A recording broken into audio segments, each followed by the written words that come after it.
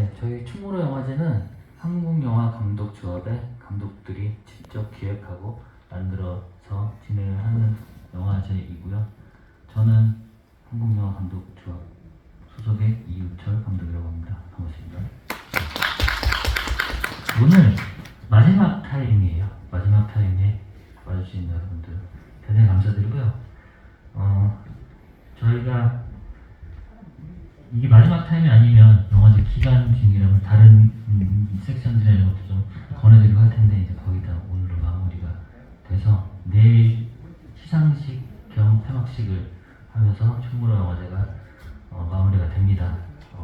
올해 와서 보셨으니까 내년에도 또 응원에 참여해 주시고요. 내년에 아마 더 재미있어질 것 같아요. 이게 해마다 계속 조금씩 업그레이드가 되고 있습니다. 오늘의 마지막 그리고 충무로 영화제 관광세 마지막 코너 서울 대작전의 문현상 감독님과 모더레이터 강대 감독님 모셔보도록 하겠습니다.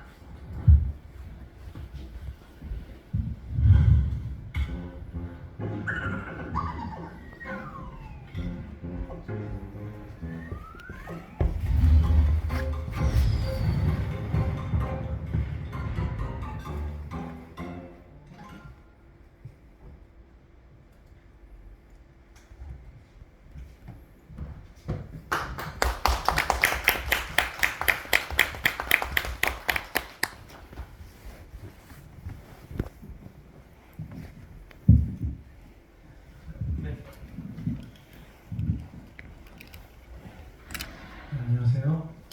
한국영화감독조합과 중국문화재단이 공동 주최하고 서울특별시, 서울중구, CJ문화재단이 후원하는 2022년 충무로 영화제 감독주간 감독에게 묻다 서울대작전 모더레이터를 맡은 감독 강백입니다. 반갑습니다. 대표는 서울대작전의 감독님 소개해드리겠습니다. 안녕하세요. 네, 안녕하세요. 저는 영화 서울대작전을 연출한 문현성이라고 합니다. 반갑습니다. 오늘 충무로 영화제 감독에게 묻는다 코너 혹시 보신 적이 있나요? 제가 직접 참여해서 본 적은 없고요. 오늘이 사실상 처음 참여하는 시간인 것 같습니다. 감독님과 한 90분 정도의 시간을 함께 이야기를 할 건데요. 그냥 업계 동료로서 좀 편하게 그간 인터뷰에서 하지 못했던 이야기가 있다면 그 추가해서 여러 가지 질문 사항들을 준비해봤고요. 그에 대한 이야기를 편하게 하는 시간이라고 알고 계시면 될 것 같습니다. 감독님은 2012년 코리아로 데뷔하시고 2017년 임금님의 사건 수첩 그리고 2022년 8월 26일이었나요? 네네, 26일이요. 네, 서울대작전이 개봉한 것 같습니다. 오랜만에 작품을 내놓으셨는데 개봉하고 한 2개월 좀 넘었네요. 기간. 네. 어떻게 지내셨습니까? 개인적으로는 이제 그동안 한 2년 넘게 서울대작전과 함께했던 시간을 잠시 되돌아보기도 했지만 동시에 거기서 좀 빠져나오는 작별의 시간도 가졌던 것 같고요. 그래서 처음 영화가 이제 공개됐을 때는 저도 좀 긴장을 많이 해서 좀 정신이 없었던 것 같아요. 근데 이제 2달 정도 지났으니까 오늘은 좀 여기 와주신 분들과 좀 편하게 어떤 얘기든 나눌 수 있지 않을까 싶습니다. 비우는데 시간을 좀 보내셨군요. 네네네.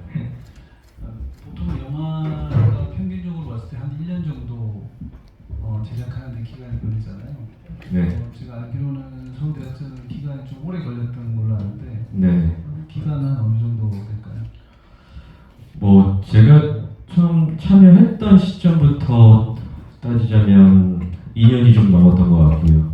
근데 이미 제가 합류했을 당시에는 이제 저희가 보통 초고라고 부르는 그런 이제 스크립트는 있었습니다. 저는 이제 그 밑그림을 바탕으로 해서 계속 좀 각색 작업부터 이제 스텝 바이 페스티벌로 좀 기획을 했었죠. 연기가 꽤 오래 시간이 걸린 편이네요. 엔딩 크레딧을 보니까 이 영화를 기획하는데도 여러 가지 사연이 있었겠구나. 뭐 감독님을 비롯해서 작가분들 여러 분 계신데 그 중에서 제작사 대표님의 이름도 보이더라고요. 그래서 이 작품은 어떤 기획으로 시나리오가 완성하게 됐는지 그런 부분을 좀 들려줄 수 있겠습니까? 네, 지금 뭐 이제 결과물을 보신 분들은 아시겠지만 이제 서울대작전 같은 경우는 처음 기획을 했던 시작점과 이제 마지막 결과물의 간극이 상당히 큰 프로젝트였던 것 같아요. 왜냐하면 아까도 잠깐 말씀드린 것처럼 제가 합류하기 전에 이미 제작자가 어느 정도의 밑그림은 가지고 있었고요. 근데 이제 그 첫 단추는 힙합이었습니다. 힙합. 뭔가 힙합과 관계된 어떤 내용을 한번 만들어보고 싶다라는 욕심에서 출발을 했었기 때문에 뭐 힙합이라는 게 이제 뭐 우리나라에서 처음 시작된 그런 문화는 아니지만 과연 어떤 재료들을 가지고 이야기를 구성하면 힙합 같은 그런 작품이 영화가 이제 만들어질 수 있을까를 고민하면서 이제 하나하나씩 뭐 예를 들면 1988년 서울올림픽 그리고 그 당시 올드카 그리고 뭐 계속 이제 그런 식으로 가다가 뭐 그때는 이미 퇴임한 대통령 신분이었지만 그 전 대통령의 비자금 뭐 이런 것들이 이제 자연스럽게 합쳐졌고요. 그러다가 이제 뭐 저희조차도 뭐 전화 제작자조차도 처음에 상상했던 것과는 또 다른 어떤 그런 그림들을 좀 만들어 갔던 것 같아요. 네. 그래서 좀 뭐 이제 어떤 분들이 보시기에는 아니, 도대체 이런 재료들을 가지고 어떻게 이런 이야기를 만들 생각을 했지? 그리고 심지어 저희는 이제 뭐 그렇게 이제 촬영까지도 했고 이제 완성을 시켰으니까요. 네, 그래서 다소 좀 엉뚱한 내지는 발칙한 뭐 그런 이야기라고 느끼셨던 분들도 계신 걸로 저는 알고 있어요. 네. 이 과정에서 굉장히 많은 준비를 하셨던 걸로 이해하겠습니다. 그 서울대작전은 특이하게 극장에서 우리가 만날 수 있었던 게 아니라 넷플릭스, OTT 플랫폼에서 볼 수 있었는데요. 많은 감독들이 OTT 시리즈물, 드라마, 영화에 지금 많이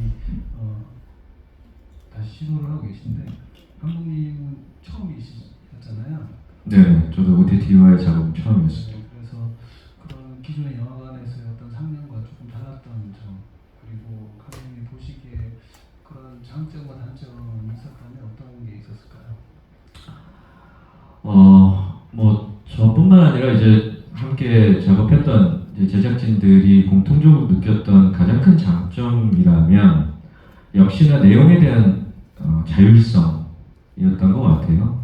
저희 뭐 다른 프로젝트들도 그런 경우가 많지만 이제 저희 역시도 처음에는 이제 국내 기성 투자 배급사들을 먼저 놓고 했었거든요. 왜냐하면 극장용 영화로 처음부터 기획을 했었기 때문에 이제 그런 프로세스로 진행을 했었는데 이제 막상 저희가 부딪혀 보니까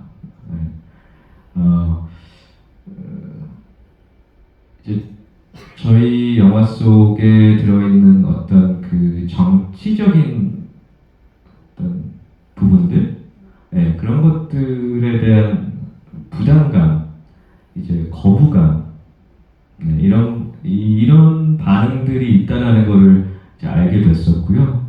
그래서 이제 저희도 뭐 고심 끝에 결국 이제 넷플릭스까지 찾아갔었는데 뭐 아무튼 이제 뭐 넷플릭스 쪽에서는 그런 부분들을 뭐 별로 크게 개의치 않더라고요. 그래서 저희는 좀 더 저희가 처음에 생각했던 여러 가지 재료들을 더 좀 공격적으로 펼쳐 나갈 수 있었던 것 같아요.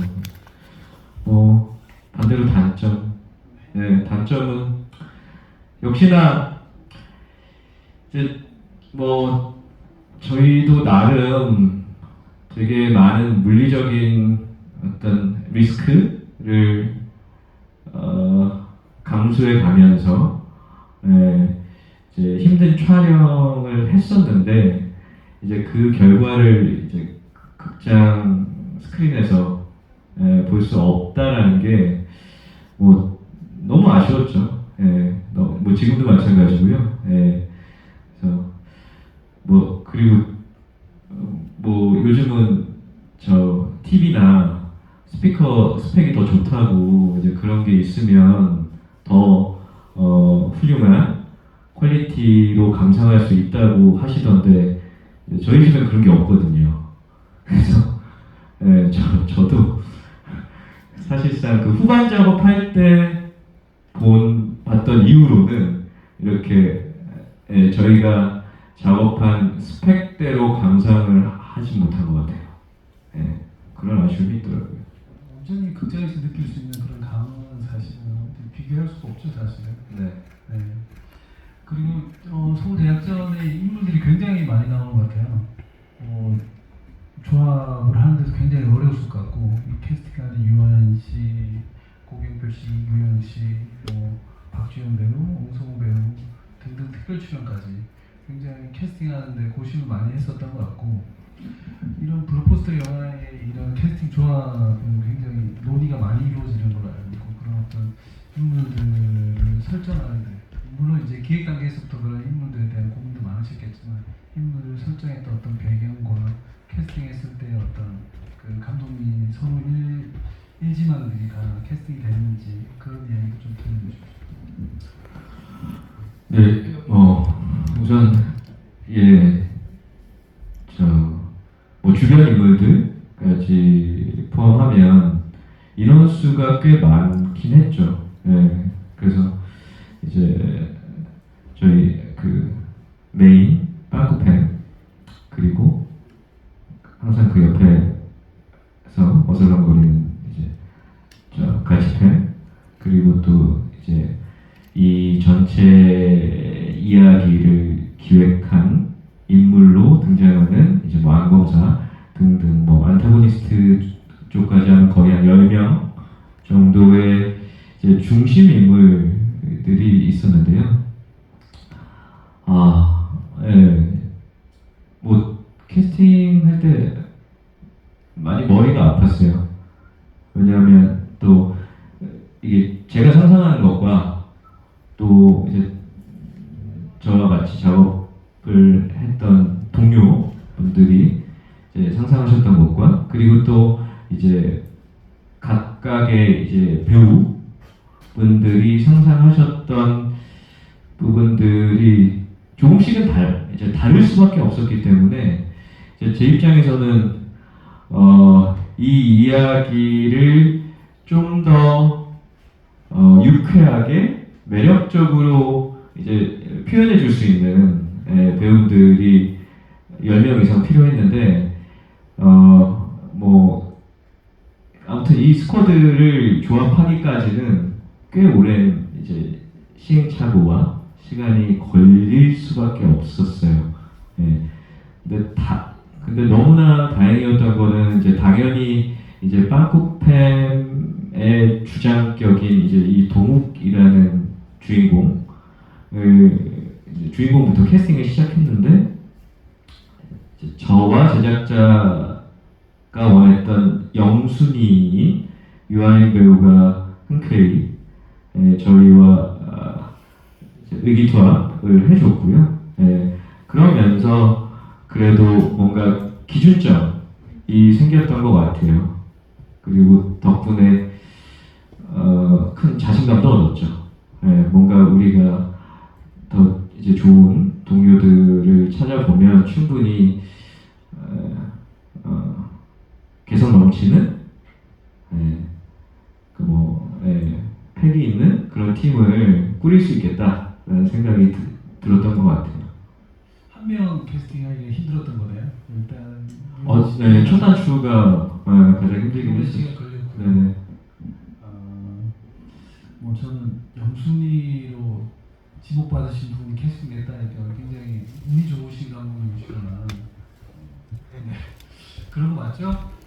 네, 맞습니다. 많은 감독님들이 사실은 자기의 가장 1순위로 이제 촬영하신 분들이 그렇게 많지는 않는 것 같고요. 굉장히 드물죠. 예. 그래서 차선이 항상 최선이다. 뭐 네, 그런 네. 이야기도 많이 했던 것 같습니다. 그래서 그 덧붙여서 그 인물 설정할 때 네. 뭔가 그 닉네임들을 다 주시고 그 히스토리를 만들었을 텐데 가장 뭐 주요 배우들 중심으로 그 인물들의 어떤 그 만들어가는 캐릭터를 구축해가는 과정을 어떤 충분한 자료 조사에 의해서 하셨겠지만 그런 부분들까지 저도 이제 궁금해서 아까 같이 물어보고 싶어요. 일단 뭐 빵꾸팬 같은 경우는 이제 이제 저희가 이제 차를 가지고 이제 작전 수행도 하고 이제 뭐 여러 가지 이제 액션들을 이제 할 수밖에 없는 이제 그런 내용이었기 때문에 이제 차를 기준으로 좀 역할 분담을 했었고요. 예. 근데 이제 사실 그러면서도 저는 좀 이 모든 중심 인물들이 각자 좀 엉뚱한 구석 같은 게 있었으면 좋겠다라는 욕심도 했었던 것 같아요. 그러다 보니까 이제 자칫 그러니까 빵꾸팸과 갈치팸이 이제 겹칠 수도 있는데 이제 갈치팸은 좀 더 과감한 쪽으로 설정을 해보자 라든지 그리고 뭐 안검사 같은 경우도 전형적인 어떤 검사 같은 타입과는 좀 다른 그런 구석이 있는 뭐 캐릭터로 좀 디벨롭을 했었고요.